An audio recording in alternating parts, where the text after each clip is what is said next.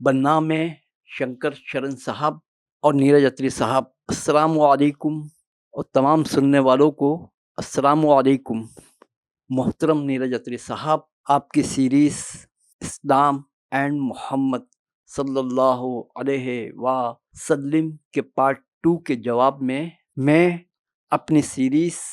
नबी आखिर ज़मां हज़रत मोहम्मद सल्लल्लाहु अलैहि वसल्लम एंड इस्लाम के पार्ट 2 के तीसरे और आखिरी हिस्से सी को लेकर हाजिर हुआ हूँ। मोहतरम नीरज अत्री साहब, आपने अपनी सीरीज़ इस्लाम एंड मोहम्मद सल्लल्लाहु अलैहि वसल्लम के पार्ट 2 में हक़ के साथ कसरत से अपने बातिल की आमिज़श करके सीरत को बयान किया है, सच के साथ कसरत से अपने झूठ की आमिज़श करके सीरत को बयान किया है। मोहतरम नीरज अत्री साहब, मैं अपनी सीरीज़ के पार्ट 2 के इसके आखिरी हिस्से सी में आपकी सीरीज़ के पार्ट 2 का बहुत बारीक बीनी से तज्ज़िया करूँगा ताकि हक़ व बातिल अलहदा हो सके और सच और झूठ अलहदा हो सके। मोहतरम नीरज अत्री साहब, मैंने अपनी सीरीज़ के पार्ट 2 के दूसरे हिस्से बी में अपनी बात का मैंने जहाँ पर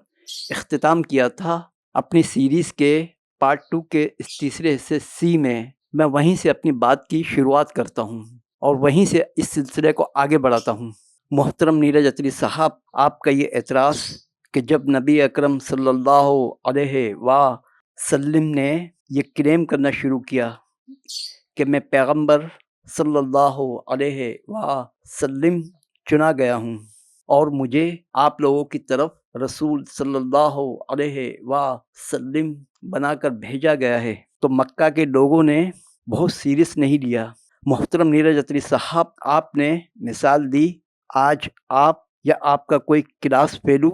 ये क्लेम करना शुरू कर दे कि आज के बाद जो मैसेजेस हैं मेरे थ्रू ही आएंगे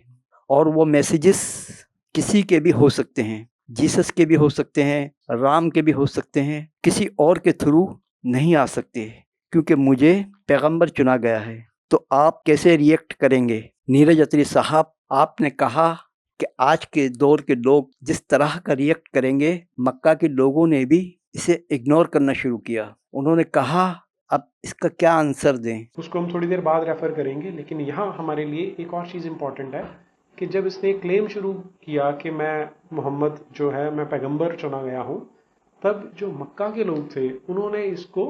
बहुत सीरियसली नहीं लिया। इसको आप ऐसे सोच के देखो कि अगर आज आप में से कोई या आपका कोई और क्लास फेलो है, वो क्लेम करना शुरू करे कि आज के बाद जो मैसेजेस हैं वो मेरे थ्रू ही आएंगे,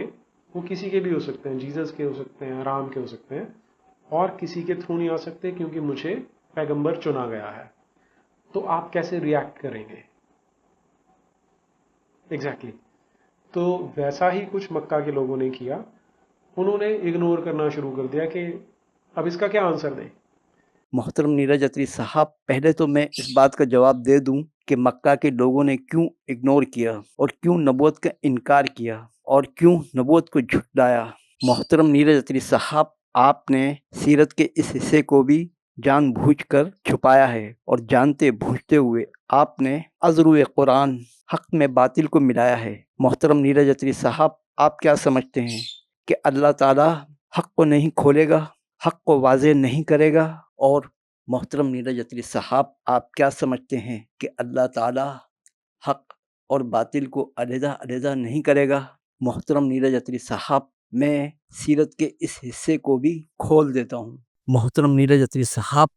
जब नबी अकरम सल्लल्लाहु अलैहि वसल्लम ने कोहे सफ़ा पर अरब के तमाम लोगों को जमा किया और जमा करके पहले अपने सच्चे और सादिक होने की गवाही दी है,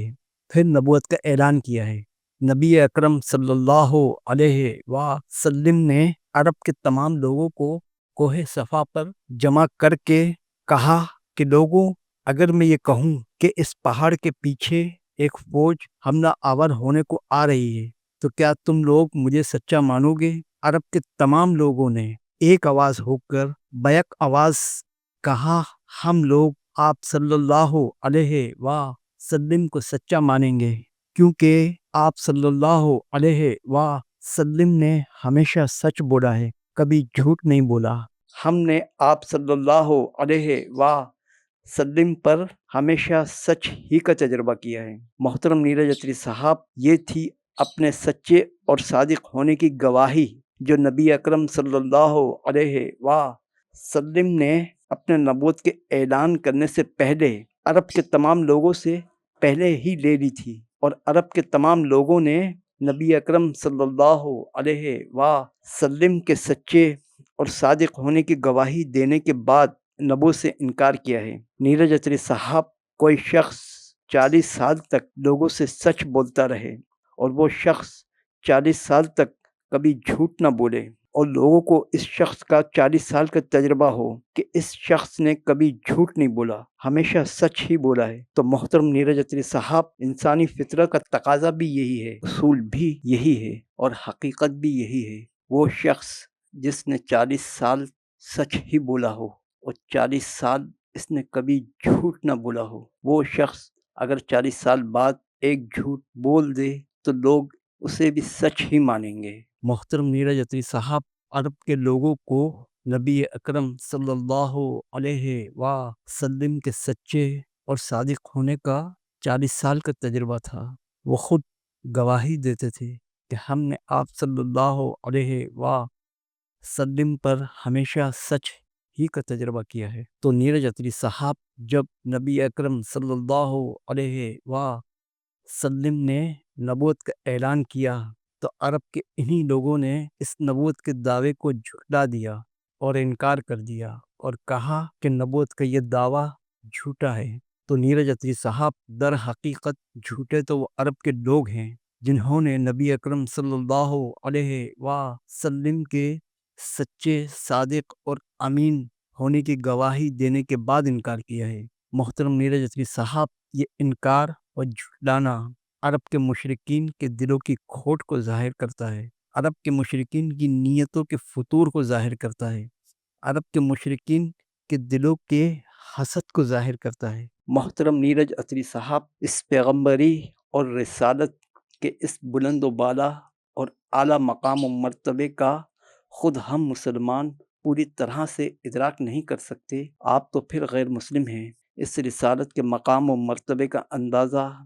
आपको कहाँ से होगा? मोहतरम नीरज अत्री साहब, ये पैगम्बरी और रिसालत कोई मामूली पोस्ट नहीं है, कोई मामूली ओहदा या मनसब नहीं है कि कोई भी शख्स मुंह उठाए चला आए और ये दावा कर दे कि आज से जीसस या राम के मैसेजेस मेरे थ्रू आएंगे और किसी और के थ्रू नहीं आएंगे और मुझे पैगंबर चुना गया है। मोहतरम नीरज अत्री साहब, ये मुमकिन ही नहीं है कि कोई भी शख्स मुंह उठाकर आ जाए और दावा करे कि मुझे पैगंबर चुना गया है। मोहतरम नीरज अत्री साहब, पैगंबर, नबी या रसूल अपनी ज़ात में एक बहुत बड़ा मौजज़ा होते हैं। पैगंबर, नबी या रसूल का हर अमल एक मौजज़ा होता है। पैगंबर या रसूल जब किसी कौम में भेजे जाते हैं तो वो तबलीग खामोश रह कर करते हैं, यानी पहले वो कई साल तक अपनी ज़ुबान से तबलीग नहीं करते, बल्कि अपने अमल से तबलीग करते हैं, अपने इखलाक से तबलीग करते हैं, अपने किरदार से तबलीग करते हैं। वो अपनी ज़ुबान से किसी को ये नहीं कहते कि हमेशा सच बोलो, बल्कि मुआशरे के लोगों को अपने अमल से हमेशा सच बोलकर दिखाते हैं। पैगंबर या रसूल अलैहिस्सलाम मुआशरे के लोगों को पहले अपनी ज़ुबान से किसी को ये नसीहत नहीं करते कि कभी झूठ ना बोलो, बल्कि पैगंबर या रसूल अपने अमल से झूठ न बोलकर दिखाते हैं, झूठ से हमेशा परहेज़ करके बताते हैं। पैगंबर या रसूल अपनी ज़बान से किसी को ये नसीहत नहीं करते कि अमानत में ख़यानत न करो, अमानत की हिफाजत करो और अमीन बन के दिखाओ, बल्कि पैगंबर या रसूल अपने अमल से अमीन बन के दिखाते हैं, अपने अमल से अमानतदार बन के दिखाते हैं और अमानतों की हिफाजत करके बताते हैं, अमानतों को इनके मालिकों को बाहिफाजत लौटा कर बताते हैं। मोहतरम नीरज अत्री साहब, पैगंबर या रसूल खामोश रहकर अपने उस आला व अरफा इखलाक से तबलीग करते हैं कि किसी भी قوم یا معاشرے کے لوگ حیرت سے جھوم اٹھیں۔ محترم نیرج اتری صاحب، پیغمبر یا رسول خاموش رہ کر اس اعلیٰ و عرفہ کردار سے تبلیغ کرتے ہیں کہ کسی بھی قوم یا معاشرے کے لوگ خوشی سے ششدر رہ جاتے ہیں۔ کسی بھی قوم یا معاشرے کے لوگوں کو پیغمبر یا رسول کے کئی سالوں کے سچ کا تجربہ ہوتا ہے کہ اس پیغمبر یا رسول نے کبھی جھوٹ نہیں بولا، کہ اس پیغمبر یا رسول نے ہمیشہ سچ ہی بولا ہے، کہ یہ پیغمبر یا رسول امین ہیں اور کبھی خیانت نہیں کی۔ تب کہیں جا کر کسی قوم یا معاشرے پر حجت قائم ہوتی ہے اور کسی بھی قوم یا معاشرے کے لوگوں کے پاس کوئی بھی عذر نہیں رہتا کہ وہ ان کے اس اعلیٰ و عرفہ کردار، اس اعلیٰ و عرفہ اخلاق پر کسی طرح کی انگلی اٹھا سکیں۔ اور تب کہیں جا کر کسی قوم یا معاشرے کے لوگ یہ گواہی دیتے ہیں کہ یہ پیغمبر یا رسول علیہ السلام سچے ہیں، الصادق ہیں اور الامین ہیں۔ محترم نیرج اتری صاحب، اپنے گھر والے کیا، خون کے رشتے کیا، خاندان والے کیا، دوست و احباب کیا اور عام لوگ کیا، محترم نیرج اتری صاحب بد سے بدترین دشمن تک یہ گواہی دینے پر مجبور ہو جاتے ہیں کہ یہ نبی، پیغمبر یا رسول علیہ السلام سچے، الصادق اور الامین ہیں۔ محترم نیرج اتری صاحب، سیرت کی کتابوں میں نبی اکرم صلی اللہ علیہ وسلم کے بدترین دشمنوں کی یہ گواہیاں تک موجود ہیں کہ آپ صلی اللہ علیہ وسلم سچے، الصادق اور الامین ہیں۔ محترم نیرج اتری صاحب، گواہی وہ ہوتی ہے جو بدترین دشمن دے۔ نیرج اتری صاحب، آپ نے سیرت کے اس حصے کو بھی جانتے بوجھتے ہوئے چھپایا ہے۔ محترم نیرج اتری صاحب، از روئے قرآن آپ کتاب کے کچھ حصوں کو ظاہر کرتے ہیں اور اکثر حصوں کو چھپاتے ہیں۔ محترم نیرج اتری صاحب، آپ نے سیرت کے اس حصے کو بھی جانتے بوجھتے ہوئے چھپایا ہے۔ کیا عتبہ بن ربیعہ کی ایک گواہی موجود نہیں ہے جب اس نے عرب کے تمام مشرکین سرداروں کو یہ کہا تھا کہ تم لوگ جانتے ہو کہ محمد صلی اللہ علیہ وسلم کبھی جھوٹ نہیں بولتے؟ کیا نضر بن حارث، جس نے نبی اکرم صلی اللہ علیہ وسلم کو بہت ہی زیادہ تکلیفیں پہنچائی تھی اور بہت ہی زیادہ اذیت پہنچائی تھی، محترم نیرج اتری صاحب، اس نضر بن حارث کی یہ گواہی موجود نہیں ہے جب اس نے عرب کے مشرکین سرداروں سے کہا تھا کہ محمد صلی اللہ علیہ وسلم تم سب میں سب سے زیادہ سچے اور سب سے زیادہ امانت دار ہیں؟ کیا سیرت کی کتابوں میں نضر بن حارث کی گواہی موجود نہیں ہے؟ محترم نیرج اتری صاحب، کیا نبی اکرم صلی اللہ علیہ وسلم کے سب سے زیادہ بدترین دشمن ابو جہل کی یہ گواہی موجود نہیں ہے کہ ابو جہل جیسے بدترین دشمن بھی یہ گواہی دینے پر مجبور ہو گئے کہ محمد صلی اللہ علیہ وسلم جو کہتے ہیں سچ کہتے ہیں،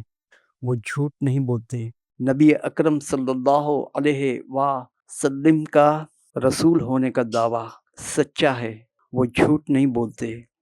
محترم نیرج اتری صاحب، پیغمبر یا رسول اپنی مرضی سے پیغمبر یا رسول ہونے کا دعویٰ نہیں کرتے۔ محترم نیرج اتری صاحب، پیغمبر یا رسول اپنے جی سے یا اپنی خواہش نفس سے نہیں بولتے بلکہ اپنے رب کی مرضی سے بولتے ہیں۔ نیرج اتری صاحب، جو منہ رب کی مرضی سے کھلتا ہے، ہدایت اور علم اسی منہ سے ملتا ہے۔ نیرج اتری صاحب، اور جس انسان کا منہ اپنی مرضی سے، اپنی خواہش نفس سے کھلتا ہے، اس منہ سے گمراہی اور بربادی ہی ملتی ہے۔ وہ خود تو گمراہی اور بربادی کی کھائی میں گرتا ہے اور اپنے ساتھ ہزاروں نہیں بلکہ لاکھوں لوگوں کو اس گمراہی اور بربادی کی کھائی میں لے کر گرتا ہے۔ محترم نیرج اتری صاحب، اگر کوئی شخص پیغمبر یا رسول ہونے کا دعویٰ کرتا ہے اور کہتا ہے کہ آج سے جیسس یا رام کے میسیجز میرے تھرو آئیں گے، کسی اور کے تھرو نہیں آئیں گے، تو اسے سب سے پہلے تو یہ ثابت کرنا ہوگا کہ اس کے گھر والے، اس کے محلے والے، اس کے دوست و احباب اور اس کی قوم کے لوگ یہ گواہی دیں کہ وہ سچا، صادق اور امین ہے، اور اس نے ہمیشہ سچ ہی بولا ہے، کبھی جھوٹ نہیں بولا ہے، اور ہم نے ہمیشہ اس پر سچ ہی کا تجربہ کیا ہے۔ محترم نیرج اتری صاحب، کیا اس طرح کا کوئی قانون ہے کہ کوئی بھی شخص منہ اٹھا کر چلا آئے اور پیغمبری کا دعویٰ کر دے؟ محترم نیرج اتری صاحب، اس شخص کو پیغمبری کا دعویٰ کرنے سے پہلے اس اعلیٰ و عرفہ اخلاق کی چوٹی پر پہنچنا ہوگا۔ محترم نیرج اتری صاحب، اس شخص کو پہلے اس اعلیٰ و عرفہ کردار کی بلندی پر پہنچنا ہوگا۔ نیرج اتری صاحب، سچے، الصادق اور الامین کے دو حصے ہیں، ایک اس کا جسم ہے اور ایک اس کی روح ہے، یعنی سچے، صادق اور امین کا ایک ظاہر ہے اور ایک باطن ہے، یعنی جو شخص ظاہری طور پر سچا، صادق اور امین ہوگا وہ باطنی طور پر بھی سچا، صادق اور امین ہی ہوگا، یعنی اس کی روح بھی سچی، صادق اور امین ہوگی۔ محترم نیرج اتری صاحب، اس دنیا تو کیا، آپ مجھے اس پوری کائنات میں ایک بھی ایسی شخصیت کا نام بتا دیں جو سچی ہو، صادق ہو اور امین ہو، جس کے بارے میں لوگ یہ گواہی دیں کہ اس شخصیت نے ہمیشہ سچ ہی بولا ہے، کبھی جھوٹ نہیں بولا۔ ہم نے اس شخص پر ہمیشہ سچ ہی کا تجربہ کیا ہے، اور یہ شخصیت امین ہو، امانت دار ہو، اور امانت میں اس نے کبھی خیانت نہ کی ہو، اور وہ شخصیت صرف ظاہری طور پر سچا، صادق اور امین نہ ہو بلکہ باطنی طور پر بھی سچا، صادق اور امین ہو، یعنی اس شخصیت کی روح بھی سچی، صادق اور امین ہو۔ محترم نیرج اتری صاحب، آپ کے سناتن دھرم میں باطنی طور پر یا روحانی طور پر سچے، صادق اور امین ہونے کا کوئی بھی تصور نہیں پایا جاتا، یا کسی کی روح کا سچا، صادق اور امین ہونے کا کوئی بھی تصور آپ کے سناتن دھرم میں نہیں پایا جاتا۔ اسی لیے محترم نیرج اتری صاحب، آپ نے کتنی آسانی سے کسی بھی شخص کو کھڑا کر دیا کہ وہ پیغمبری کا دعویٰ کر دے۔ محترم نیرج اتری صاحب، اسلام اصل میں اپنی روح پر کھڑا ہے، اسلام صرف اپنے جسم پر نہیں کھڑا، اسلام اپنے جسم اور روح پر کھڑا ہے۔ محترم نیرج اتری صاحب، اسلام ایک زندہ و جاوید دین ہے، مردہ دین نہیں ہے۔ محترم نیرج اتری صاحب، اسلام اپنی روح کے ساتھ بڑی آب و تاب کے ساتھ کھڑا ہے۔ محترم نیرج اتری صاحب، آپ نے کیا ہم مسلمانوں کو بیوقوف سمجھ لیا ہے کہ جو اسلام آپ ہمیں دے دیں گے وہ ہم چپ چاپ لے لیں گے؟ کیا ہم مسلمان چھان بین نہیں کریں گے؟ کیا ہم مسلمان یہ نہیں دیکھیں گے کہ یہ اسلام جو آپ ہمیں دے رہے ہیں وہ اپنی روح کے ساتھ ہے یا نہیں؟ محترم نیرج اتری صاحب، آپ کیا سمجھتے ہیں کہ آپ کے جھوٹ کو ہم مسلمان من و عن تسلیم کر لیں گے؟ کیا ہم مسلمان چھان بین نہیں کریں گے کہ آپ نے جانتے بوجھتے ہوئے حق بات میں باطل کو کس قدر ملایا ہے؟ محترم نیرج اتری صاحب، پھر آپ نے کہا کہ مکہ کے لوگوں کو ایک دو چیزوں میں جو زیادہ اٹپٹا لگ رہا تھا وہ یہ تھا کہ محمد صلی اللہ علیہ وسلم کا یہ کلیم کہ شیطان بھی ہوتا ہے، اور اسلام سے پہلے عرب کے معاشرے میں ایسی کوئی کانسیپٹ نہیں تھی۔ نیرج اتری صاحب، آپ نے کہا جیسے ہمارے ہندوستان میں ایسی کوئی کانسیپٹ نہیں ہے، نہ جینزم میں، نہ سکھزم میں، نہ بدھزم میں، اور نہ سناتن دھرم میں۔ ہمارے یہاں یہ مانا جاتا ہے کہ اچھائی اور برائی دونوں سب کے اندر ہوتی ہے، اور وہ ڈیپینڈ کرتا ہے آپ کس کو زیادہ فیٹ کرتے ہیں۔ لیکن یہاں تھوڑا سا الگ سسٹم تھا۔ نیرج اتری صاحب، آپ نے کہا کہ قرآن میں کئی جگہ پر شیطان کی ریفرنس آتی ہے۔ ان کو ایک دو چیزوں میں جو زیادہ اٹپٹا لگ رہا تھا وہ تھا محمد بن عبداللہ کا یہ کلیم کہ شیطان بھی ہوتا ہے۔ اب شیطان کی کانسیپٹ کرسچینٹی میں اور جوڈائزم میں تو ہے، لیکن اسلام سے پہلے کے عربوں میں ایسی کوئی کنسیپٹ نہیں تھی، جیسے ہمارے ہندوستان میں ایسی کوئی کنسیپٹ نہیں ہے، نہ جینزم میں، نہ بدھزم میں، نہ سکھزم میں، نہ سناتن دھرم میں۔ ہمارے یہاں یہ مانا جاتا ہے کہ اچھائی اور برائی دونوں سب کے اندر ہوتی ہیں، وہ ڈیپینڈ کرتا ہے آپ کس کو زیادہ فیڈ کرتے ہیں۔ لیکن یہاں تھوڑا سا الگ سسٹم تھا. اب یہ جو کلیم ہے اسے ہم تھوڑا سا چیک کر کے دیکھتے ہیں کیونکہ قرآن میں کئی جگہ پر شیطان کی ریفرنس آتی ہے. نیرج اتری صاحب، یہاں پر بھی آپ نے سیرت کے حق کو جانتے بوجھتے ہوئے اور حق کے ساتھ اپنے باطل اور جھوٹ کو کثرت سے ملا کر سیرت کو آپ نے اپنی زبان مروڑ مروڑ کر کچھ اس انداز سے بیان کیا ہے کہ جیسے وہ سیرت کی کتابوں کا حصہ ہو. محترم نیرج اتری صاحب، آپ کا گھڑا ہوا جھوٹ سیرت کی کتابوں کا حصہ نہیں ہے. محترم نیرج اتری صاحب، یہود و نصارہ کو تو آگے آنے والے واقعات کا علم ان کی کتابوں تورات اور انجیل پڑھ کر ہوتا تھا، کیونکہ ان کی کتابوں میں آگے آنے والے واقعات کی پیشن گوئی کی گئی تھی اور یہود و نصارہ ان پیشن گوئیوں سے اچھی طرح سے واقف تھے. محترم نیرج اتری صاحب، ان یہود و نصارہ کے علاوہ ایک تیسری قوم بت پرست تھی. ان بت پرستوں میں جو کاہن اور نجومی ہوتے تھے، ان کے پاس وہ شیاطین آتے تھے جو جنات میں سے تھے، اور وہ شیاطین جنات پہلے آسمان سے جو غیب کی خبریں چراتے تھے. شیاطین وہ خبریں عرب کے ان بت پرست کاہن یا نجومی کو غیب کی ایک سچی خبر میں نو جھوٹ اپنی طرف سے ملا کر بتا دیتے، اور عرب کے یہ کاہن یا نجومی شیاطین کی انہی خبروں کو بنیاد بنا کر پیشن گوئیاں کرتے تھے، اور حق جب باطل کی کثرت سے جھوٹ کے ساتھ پیشن گوئیوں کی شکل میں عام انسانوں تک پہنچتا تو اس سے انسانیت گمراہ ہو کر بربادی کی کھائی میں جا گرتی. محترم نیرج اتری صاحب، عرب کے بت پرست کاہن یا نجومی ان شیاطین جنات سے اچھی طرح سے واقف تھے. نہ صرف واقف تھے بلکہ یہ کاہن اور نجومی ان شیاطین کی پوجا اور عبادت بھی کرتے تھے. محترم نیرج اتری صاحب، شیطان کسی فرد یا شخصیت کا نام نہیں ہے، بلکہ شیطان ایک خباثت اور شرک کی گندگی سے بھرا ایک کردار ہے. شیطان برائیوں کے ایک مجموعے کا نام ہے. شیطان ایک شر کے مجموعے کا نام ہے. شیطان ایک سرکشی کے مجموعے کا نام ہے. محترم نیرج اتری صاحب، کہنے کو تو 100 روپیہ بھی دولت کہلاتی ہے، مگر کسی کے پاس 100 روپے ہوں تو وہ شخص دولت مند نہیں کہلاتا، بلکہ 100 روپوں کی ایک اچھی خاصی مقدار جمع ہو جائے گی تب وہ شخص دولت مند کہلائے گا. اسی طرح کسی شخص میں کچھ برائیاں ہوں تو وہ شخص برا نہیں کہلاتا، بلکہ برائیوں کی اچھی خاصی مقدار کسی شخص میں جمع ہو جائے، وہ شخص سر سے لے کر پیر تک برائیوں سے لبریز ہو جائے، جب وہ شخص برائیوں کا مجموعہ بن جائے تب وہ شخص شیطان کہلاتا ہے. وہ شیطان انسانوں میں سے ہو یا جنات میں سے، اس کی گواہی خود قرآن دیتا ہے. یہاں میں قرآن کا ایک حوالہ دے رہا ہوں. سورت نمبر 6 آیت نمبر 112.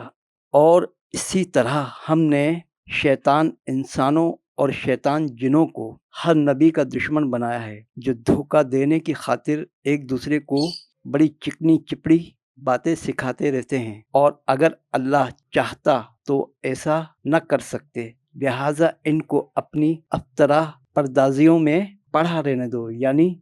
جھوٹ اور گمراہی میں پڑا رہنے دو. محترم نیرج اتری صاحب، آپ بات جس شیطان کی کر رہے ہیں وہ ایک شرک کی گندگی سے بھری ہوئی خبیث شخصیت ہے جس کا نام ابلیس ہے. ابلیس سب سے بڑا شیطان ہے جس کے پاس شیطانیت کے 100 حصے ہیں، جس میں سے شیطانیت کے 99 حصے اس نے اپنے پاس رکھے ہیں، اور باقی شیطانیت کا ایک حصہ تمام انسانوں اور جنات میں تقسیم کر رہا ہے. محترم نیرج اتری صاحب، جو جنات آسمان سے غیب کی خبریں چرایا کرتے تھے، ابلیس ہی نے ان میں شیطانیت بھری تھی. نیرج اتری صاحب، جب اللہ تعالیٰ نے ان شیاطین جنات پر جب غیب کی خبریں چرانے پر روک لگا دی، اور جب بھی وہ شیاطین غیب کی خبریں چرانے کی کوشش کرتے تو شہاب ثاقب کا شعلہ کسی میزائل کی طرح ان شیاطین کی طرف لپکتا. اسی لیے وہ شیاطین جنات اپنی شکایت لے کر اسی ابلیس کے پاس گئے تھے کہ آسمان پر اب پہرے سخت ہو گئے ہیں اور اب ہم غیب کی خبریں نہیں چرا سکتے.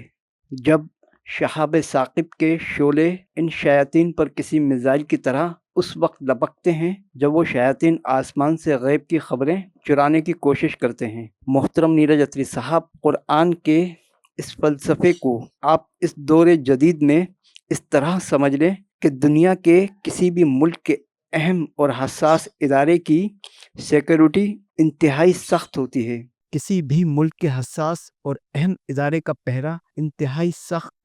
اور کڑا ہوتا ہے۔ ان اداروں میں کسی بھی شخص کا داخل ہونا ممکن ہی نہیں ہوتا۔ اور اگر کسی دشمن ملک کا جاسوس اس ملک کے قیمتی راز کی خبریں چرا لے جس سے اس ملک کی قومی سلامتی خطرے میں پڑ جائے، اور اگر اس ملک کی انٹیلیجنس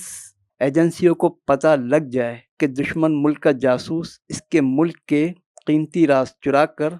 فرار ہونے کی کوشش کر رہا ہے، تو اس ملک کی انٹیلیجنس ایجنسیوں کے لوگ اس دشمن ملک کے جاسوس کی طرف شہاب ثاقب کے شعلے کی طرح لپکیں گے، جس طرح شہاب ثاقب کے شعلے کسی میزائل کی طرح ان شیاطین کی طرف لپکتے ہیں۔ اور اگر وہ جاسوس پکڑا جائے اور ملک کے قیمتی راز اس سے برآمد ہو جائے تو اس جاسوس کو پھانسی دے دی جاتی ہے۔ محترم نیرج اتری صاحب، یہ تو میں نے آپ کو ٹاپ کی سطح کی مثال دی ہے، یعنی ایک ملکی سطح کی مثال دی ہے۔ اب میں آپ کو بالکل نچلی سطح کی مثال دیتا ہوں،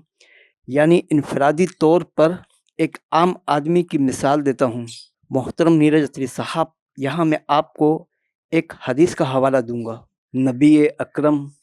صلی اللہ علیہ وسلم نے فرمایا کہ اگر کوئی شخص تمہارے گھر میں جھانکے اور تم پتھر مار کر اس کی آنکھ ضائع کر دو تو تم پر کوئی گناہ نہیں، یعنی تمہارا یہ کوئی جرم نہیں مانا جائے گا، اس کے لیے تمہیں کوئی سزا نہیں دی جائے گی، تو تم پر کوئی گناہ نہیں، یعنی یہ کوئی جرم نہیں مانا جائے گا، اس کے لیے تمہیں کوئی سزا نہیں دی جائے گی۔ محترم نیرج اتری صاحب، کسی کے گھر میں جھانکنا صرف آنکھوں سے نہیں ہوتا، بلکہ اصل جھانکنا کانوں سے ہوتا ہے۔ ایسا بہت ہی کم ہوتا ہے کہ کوئی غیر آدمی ہمارے گھروں کے پردوں سے یا ہمارے گھروں کے دروازوں کی جھریوں سے چوری چھپے ہمارے گھروں میں اپنی آنکھوں سے جھانکے۔ محترم نیرج اتری صاحب، ہمارے گھروں میں جھانکنے والے 95% لوگ ہمارے اپنے ہوتے ہیں، جن پر ہمارے گھروں میں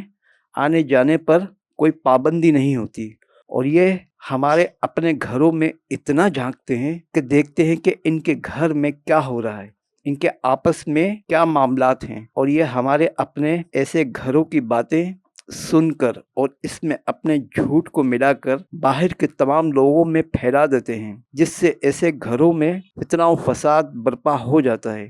اور ایسے گھر تباہ و برباد ہو جاتے ہیں۔ محترم نیرج اتری صاحب، اور کچھ گھر نقصان اٹھانے کے بعد ایسے شیطان صرف انسانوں پر اپنے گھروں میں آنے پر سخت پابندی لگا دیتے ہیں تاکہ آئندہ ایسے شیطان صرف انسان ہمارے معاملات میں نہ جھانک سکے اور ہماری باتیں سن کر ہمارے گھروں میں فتنہ و فساد برپا نہ کر سکے اور ہمارے گھروں کو تباہ و برباد نہ کر سکے۔ محترم نیرج اتری صاحب، انسان نما شیطانوں پر یہ سخت پابندی بالکل اسی طرح لگا دی جاتی ہے جس طرح اللہ تعالیٰ نے ان جنات شیاطین پر سخت پابندی لگا دی تھی کہ وہ آسمان سے چوری چھپے غیب کی خبریں نہ سن سکیں، تاکہ حق شیطان جنات کے شرک، گمراہی اور جھوٹ کی گندگی سے پاک رہے۔ محترم نیرج اتری صاحب، کسی بھی نبی علیہ السلام کے دور میں شیطان پر آسمان پر جا کر غیب کی خبریں چرانے پر پابندی نہیں تھی۔ یہ شیاطین جتنے بھی انبیاء علیہ السلام آئے ہیں، حضرت آدم علیہ السلام سے دیکھ کر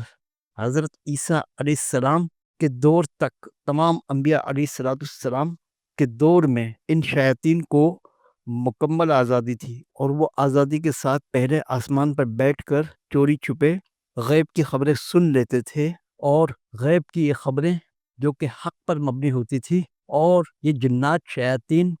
ان غیب کی خبروں میں کثرت سے اپنے شرک، گمراہی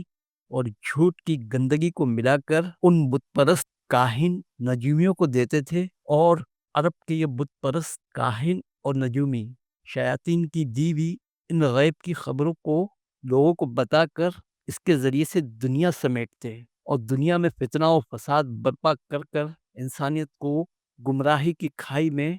دھکیل دیتے۔ محترم نیرج اتری صاحب، پھر اللہ تعالیٰ کو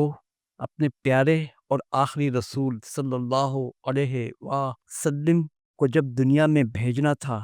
تو آپ صلی اللہ علیہ وسلم کی آمد سے پہلے اور آپ صلی اللہ علیہ وسلم کے دنیا میں مبعوث ہونے سے پہلے اور آپ صلی اللہ علیہ وسلم کے دنیا میں تشریف لانے سے پہلے اللہ تعالیٰ نے ان شیاطین جنات پر سخت پابندی لگا دی اور سخت کڑا پہرا لگا دیا، آسمان سے غیب کی خبریں چوری چھپے سننے پر، تاکہ یہ جنات شیاطین اپنے شرک، گمراہی اور جھوٹ کی گندگی کو اس حق میں نہ ملا سکیں جس حق کو اللہ تعالیٰ وحی کے ذریعے سے نبی کریم صلی اللہ علیہ وسلم پر قرآن کی شکل میں نازل کرنا تھا۔ جب اللہ تعالیٰ کسی وحی کو نبی اکرم صلی اللہ علیہ وسلم پر نازل کرتا تو اس وحی کی بازگشت پہلے آسمان تک سنائی دیتی اور یہ شیاطین اس وحی کو سننے کی کوشش کرتے۔ اللہ تعالیٰ نے اتنا سخت ترین پہرا لگا دیا، اتنی سخت سے سخت پابندی لگا دی ان شیاطین کے چوری چھپے اس وحی کو جو کہ حق ہے، اور یہ شیاطین اس وحی کو سننے کی کوشش کرتے تو اللہ تعالیٰ نے ان جنات شیاطین پر اتنی سخت پابندی لگا دی، اتنا سخت اور کڑا پہرا لگا دیا اس وحی کو جو کہ حق ہے چوری چھپے سننے پر، اور یہ حق اللہ تعالیٰ نے وحی کے ذریعے سے خیر کے ساتھ، بھلائی کے ساتھ اور سراسر امن و سلامتی کے ساتھ قیامت تک آنے والے آخری انسان تک بھیجا گیا ہے۔ اور یہ حق اللہ تعالیٰ نے نبی کریم صلی اللہ علیہ وسلم کے اوپر وحی کے ذریعے سے خیر کے ساتھ، بھلائی کے ساتھ اور سراسر امن و سلامتی کے ساتھ قیامت تک آنے والے تمام انسانوں تک بھیجا گیا ہے۔ اور ان شیاطین پر آسمان سے حق کو چوری چھپے سننے پر اور اس حق میں جنات شیاطین پر شرک، گمراہی اور جھوٹ کی گندی ملاوٹ کرنے پر سخت سے سخت پابندی لگا دی اور کڑا سے کڑا پہرا لگا دیا۔ محترم نیرج اتری صاحب، ان شیاطین جنات پر آسمان سے چوری چھپے حق کو سننے پر سخت پہرا اور کڑی پابندی صرف اور صرف نبی آخر الزماں حضرت محمد صلی اللہ علیہ وسلم کو دنیا میں مبعوث کرنے سے پہلے، نبی آخر الزماں حضرت محمد صلی اللہ علیہ وسلم کو دنیا میں بھیجنے سے پہلے اور آپ صلی اللہ علیہ وسلم کے دنیا میں تشریف لانے سے پہلے لگا دی تھی، تاکہ اس حق کو جو نبی آخر الزماں حضرت محمد صلی اللہ علیہ وسلم کے ذریعے سے تمام انسانوں کی طرف قیامت تک کے لیے بھیجا گیا ہے، ان شیاطین جنات اور ان شیاطین انسان کے شرک، گمراہی اور جھوٹ کی گندگی کی ملاوٹ سے قیامت تک کے لیے پاک رکھا جائے۔ محترم نیرج اتری صاحب، جس طرح آسمان پر شہاب ثاقب کے شعلے آسمان پر شیاطین کو دیکھ کر ان کی طرف لپکتے ہیں اور ان پر بجلی کی طرح گرتے ہیں تاکہ وہ غیب کی خبریں سن نہ سکیں۔ محترم نیرج اتری صاحب، ابھی جدید سائنس نے اتنی ترقی نہیں کی ہے اور یہ اس جدید سائنس کے لیے ممکن بھی نہیں ہے کہ آگ سے بھرے ہوئے ایسے چھوٹے میزائل بنا سکیں جو کسی بھی ملک میں جگہ جگہ نصب کر دیے جائیں، تاکہ وہ دشمن ملک کے جاسوس کو دیکھتے ہی شہاب ثاقب کے شعلے کی طرح بجلی بن کر ان کی طرف لپکے اور ان پر گرے، تاکہ ملک کے قیمتی راز چوری نہ ہو سکیں۔ محترم نیرج اتری صاحب، آپ نے حضرت زید بن حارثہ رضی اللہ تعالی عنہ کا ذکر کیا کہ وہ نبی اکرم صلی اللہ علیہ وسلم کے غلام ہیں۔ اس کے علاوہ ایک اور آدمی ہے محمد کے آس پاس ہی جس سے اس کو کرسچینٹی کی نالج ملتی ہے، وہ ہے اس کا غلام جس کا نام زائد ہے۔ تیسرا جو کریکٹر میں آپ سے کہہ رہا تھا زائد کا،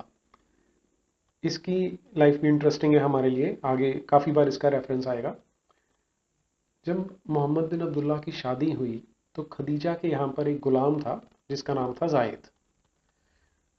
جب محمد بن عبداللہ سے شادی ہوتی ہے تو محمد کی آیو لگ بھگ 25 سال ہے، اور جو زائد ہے وہ تھوڑا سا چھوٹا ہے، شاید 18 سے 20 سال کے بیچ میں، اور یہ محمد بن عبداللہ کی خوب سیوا کرتا ہے۔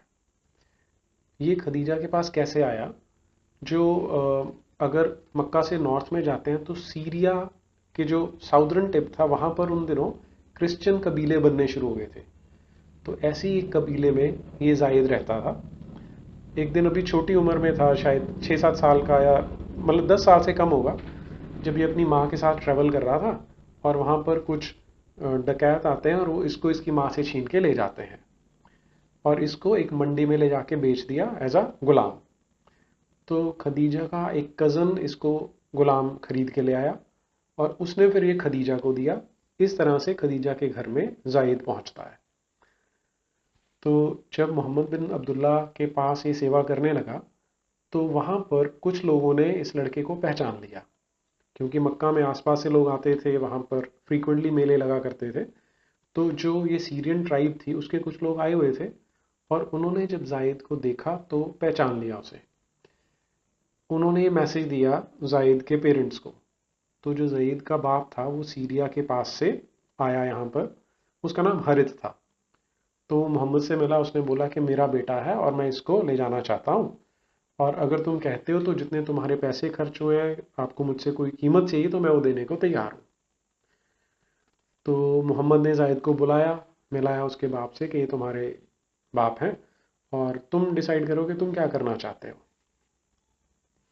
تو زائد کو محمد بن عبداللہ سے کافی اٹیچمنٹ تھی، اس نے کہا کہ میرے لیے تو میرے ماں باپ آپ ہی ہو، میں آپ کو چھوڑ کے نہیں جاؤں گا۔ تو حارث واپس چلا گیا، اور لیکن وہ یہ خوشی تھی اس کے من میں کہ اب مجھے کم سے کم یہ تو پتا ہے کہ میرا بیٹا جیوت ہے اور وہ اچھے گھر میں پل بڑھ رہا ہے۔ اور محمد بن عبداللہ نے خوش ہو کر اس لڑکے کو اڈاپٹ کر لیا، گود لے لیا۔ اور جیسے کہ وہاں کی ٹریڈیشن تھی، اس کے بعد جو زائد تھا اسے زائد بن محمد کے نام سے جانا جانے لگا،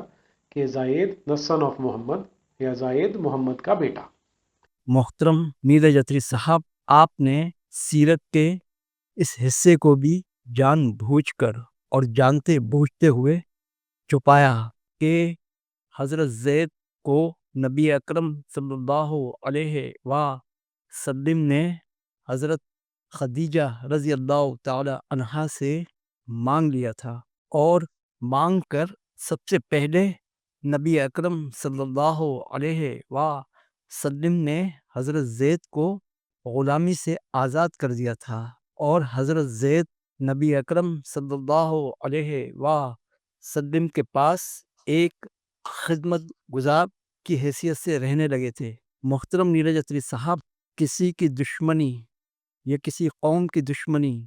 اور خاص طور پر دین اسلام کی دشمنی، کہیں آپ کو عدل و انصاف سے نہ ہٹا دے۔ محترم نیرج اتری صاحب، از روئے قرآن آپ کتاب کے کچھ حصوں کو تو ظاہر کرتے ہیں اور اکثر حصوں کو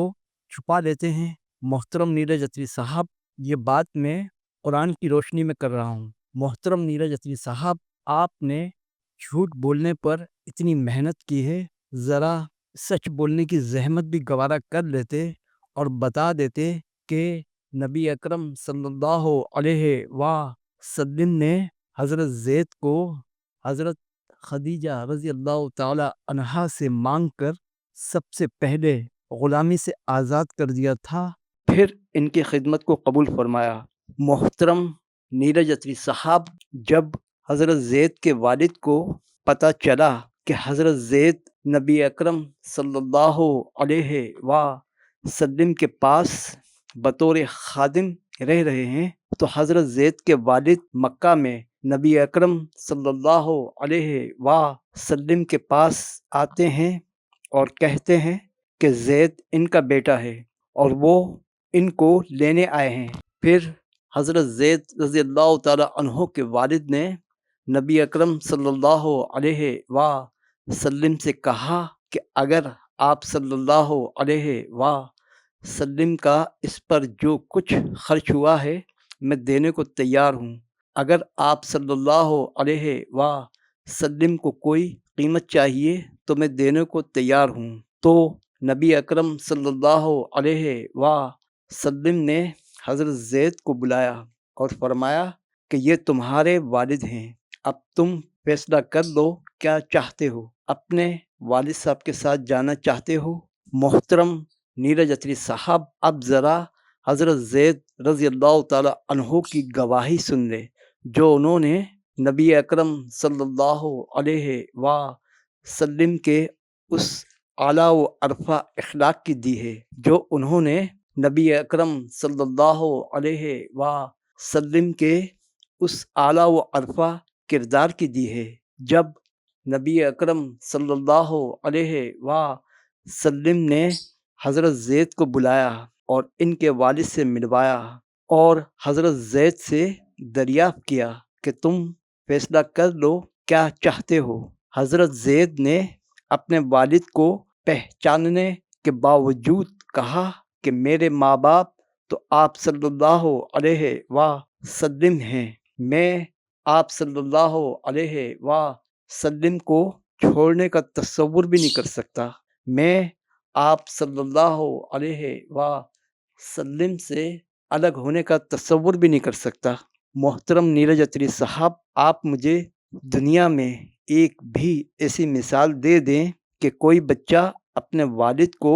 پہچاننے کے باوجود اپنے والد کے ساتھ جانے سے انکار کر دے اور اپنے والد کے ساتھ رہنے کے بجائے کسی اور شخص کے ساتھ رہنا پسند کرے اور اسی شخص کو اپنا ماں باپ سمجھے۔ حضرت زید بن حارثہ رضی اللہ تعالی عنہ کے والد نے اپنے بیٹے کو دیکھ کر فرط محبت میں ان کی پیشانی کو چوما اور فرط مسرت سے حضرت زید کے والد کی آنکھوں میں آنسو آ گئے۔ جب نبی کریم صلی اللہ علیہ وسلم نے حارثہ کو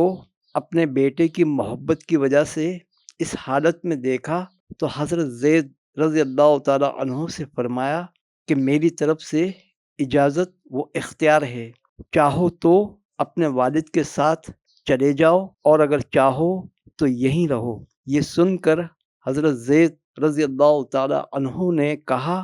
میرا دل یہ گوارا نہیں کرتا کہ میں ایک لمحے کے لیے بھی آپ صلی اللہ علیہ وسلم کی خدمت سے جدا ہوں، میں تو تا زندگی آپ صلی اللہ علیہ وسلم کی خدمت کرتا رہوں گا۔ اس کے بعد حضرت زید بن حارثہ رضی اللہ تعالی عنہ نے اپنے والد کو رخصت کیا اور خود نبی اکرم صلی اللہ علیہ وسلم کی خدمت میں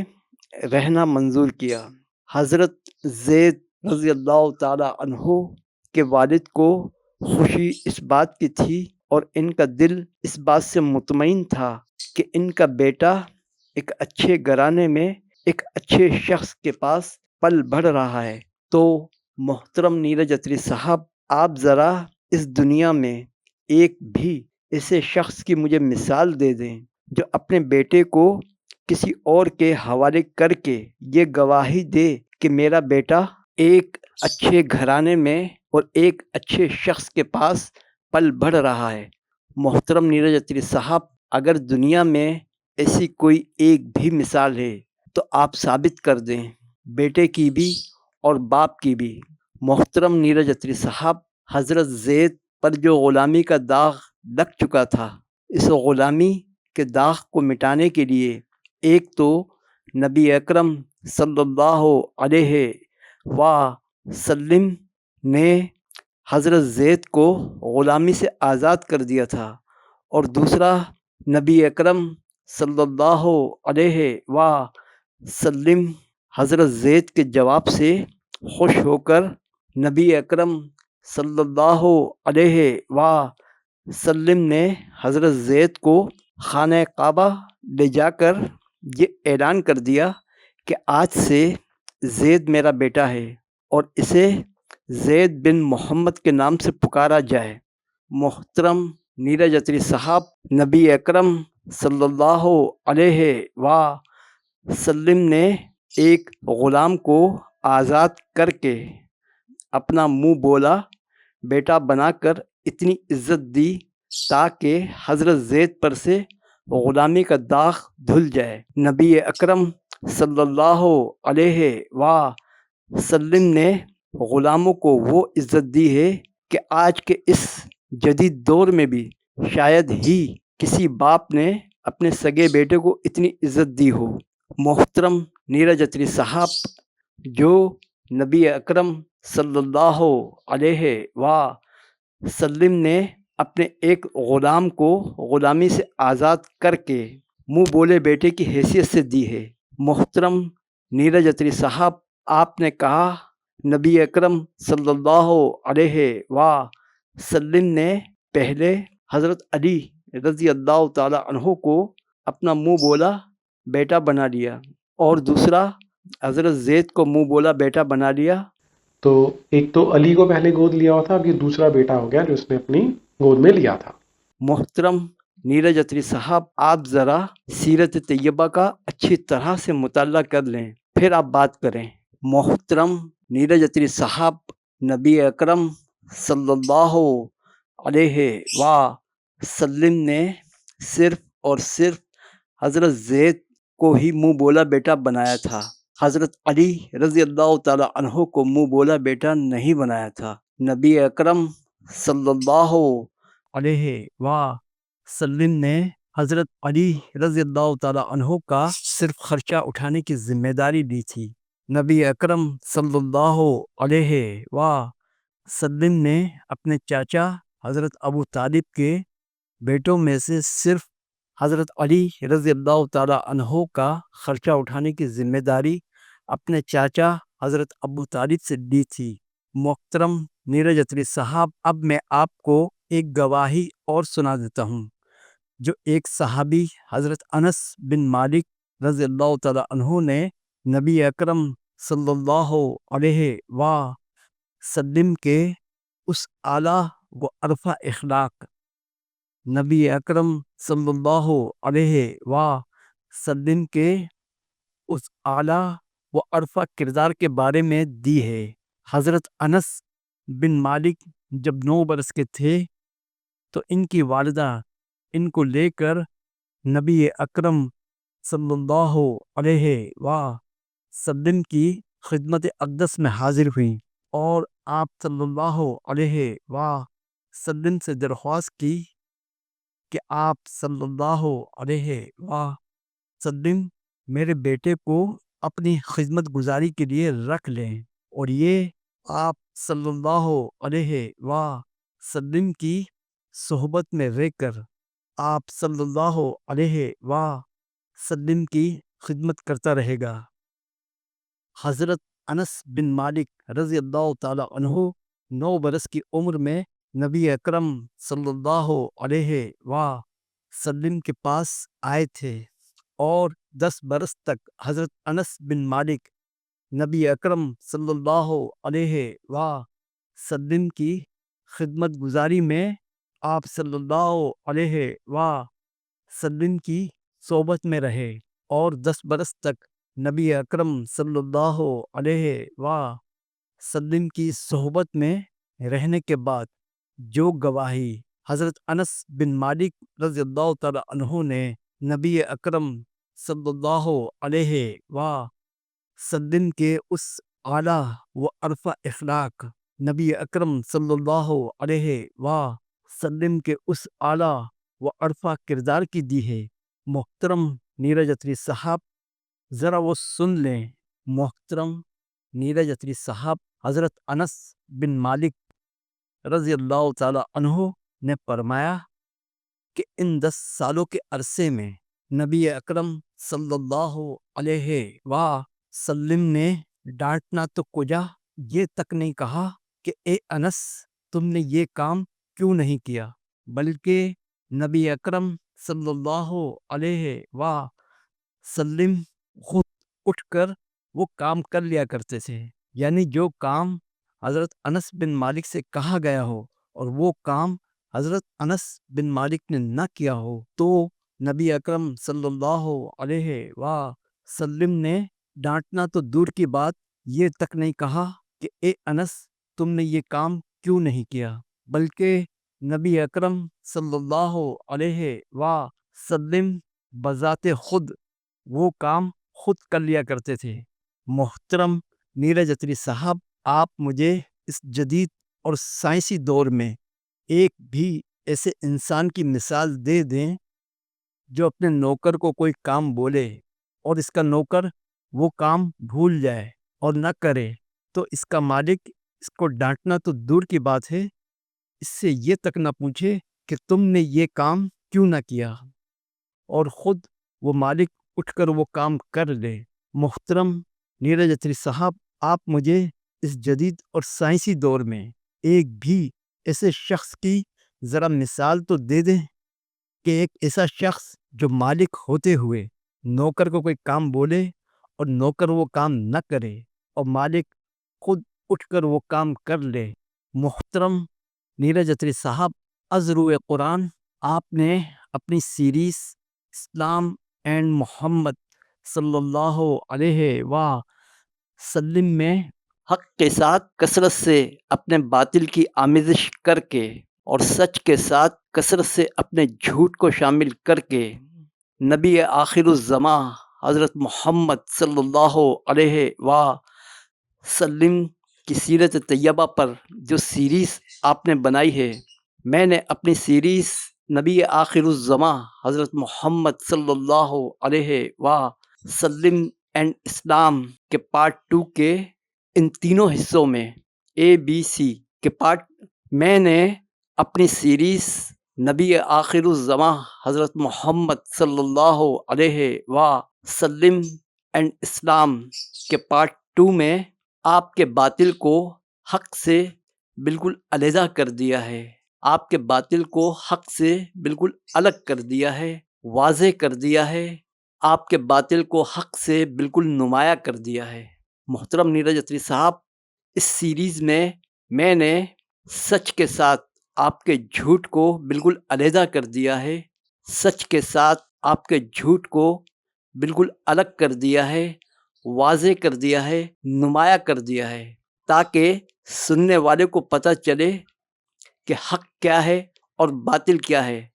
حق اور باطل بالکل میں نے حد الامکان علیحدہ کر دیا ہے۔ محترم نیرج اتری صاحب، قرآن کا ایک نام الفرقان ہے۔ یہ قرآن حق و باطل میں فرق کرنے والی چیز ہے۔ یہ قرآن حق اور باطل میں فرق کرنے والی کتاب ہے۔ محترم نیرج اتری صاحب، انہی الفاظوں کے ساتھ میں اپنی ویڈیو کا اختتام قرآن کی اس آیت کے ساتھ کروں گا، سورت نمبر 18 آیت نمبر 56، سورہ 18 آیت 56۔ اور ہم جو پیغمبروں کو بھیجا کرتے ہیں تو صرف اس لیے کہ لوگوں کو خدا کی نعمتوں کی خوشخبریاں سنائیں اور عذاب سے ڈرائیں، مگر کافروں کا حال یہ ہے کہ وہ باطل کے ہتھیار لے کر حق کو نیچا دکھانے کی کوشش کرتے ہیں تاکہ اس کے ذریعے سے حق کو ڈگمگا دیں، اور انہوں نے میری آیتوں کو اور انہیں جو تنبیہ کی گئی تھی اس کو مذاق بنا رکھا ہے۔ انہی الفاظوں کے ساتھ میں اپنی ویڈیو کا اختتام کرتا ہوں۔ السلام علیکم۔